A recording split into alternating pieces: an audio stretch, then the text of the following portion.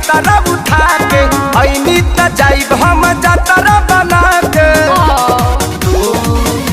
दुआरे पसुतल